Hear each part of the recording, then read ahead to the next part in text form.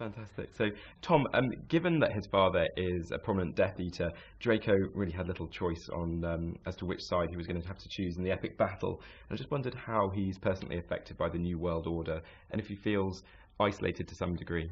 Very much so, yeah. Isolated is probably the best word for it. I think Draco doesn't think much of this New World Order at all, but like you said, he's really forced into it. He doesn't really have much of a choice, which is puts him in a rather terrible position. I think he's putting up the front that he wants to be part of it because of his father, like you said, being one of them. But equally, deep down, his as much as his allegiances lie with his family, I think he wants to do something very different and actually probably rather help the good side. So yeah, he's in a rather horrible position, but he does his best to do both, I think. And J.K. Rowling said upon finishing writing The Deathly Hallows that she felt simultaneously heartbroken and euphoric. I just wondered how far that sentiment would match your own feelings upon completing your Completely work. the same, yeah, literally. It was, I mean, euphoric maybe not the right word, because I think we'll feel that when we get to see the films when they're all finished. But yeah, it was certainly a sense of achievement. There was a real sense of we've done it, you know, we've made it kind of thing. And certainly if someone had told us what we were going to do when we started in 2000, I'm sure none of us would have believed that. So there was a real sense of achievement and a lot of pride in what we'd done.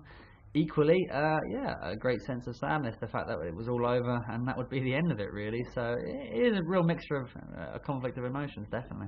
And Deathly Hallows Part 1 has been described both as a thriller and as a road movie of sorts, and I just wondered how you would best describe it. Yeah, I mean, completely like that. I mean, the road movie aspect, the fact that we're really following the main three characters through a completely different world and through you know, sets and scenes that we've never seen them go before, which is a really interesting part of the film.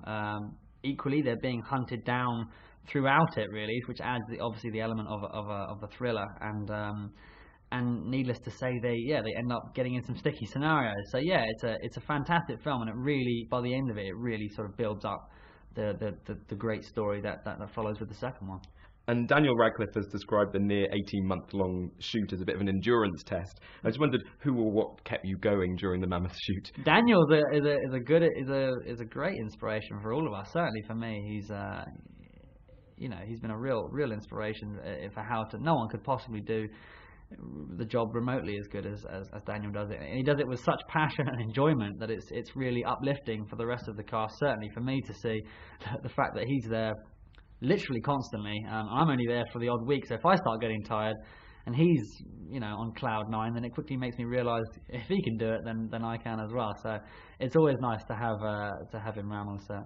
Now, the Potter films have always attracted the creme de la creme of British and Irish acting talent. Yeah. I just wondered who in particular will stay on your Christmas card list, and who you've perhaps seen as a bit of a guide or mentor along the way. I mean, I consider them all, you know, exceptionally nice people, and I've learnt lots from all of them.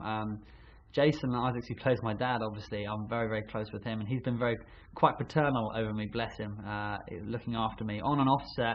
He's one of the few adult actors who's happy to suggest maybe a different way of saying a line or playing a scene, and for a young actor, that's really you know, that's really worth a lot. And I'm not at a stage where I would feel comfortable about asking a lot of adult actors, what do you think of this, what do you think of that? And Jason takes it upon himself to happily talk to me about that, which is really useful. So yeah, he's on the list.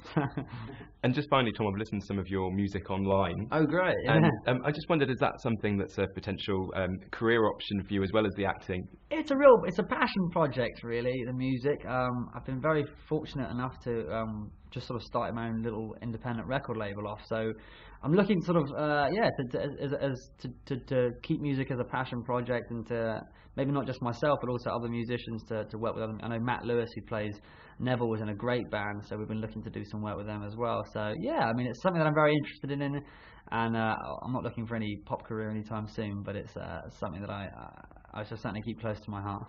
Tom Felton, thanks very much, and all the best with the Deathly Hallows when it's released in the UK. Thank you, sir. It's been a real pleasure. Lovely. Once again. Thanks very much.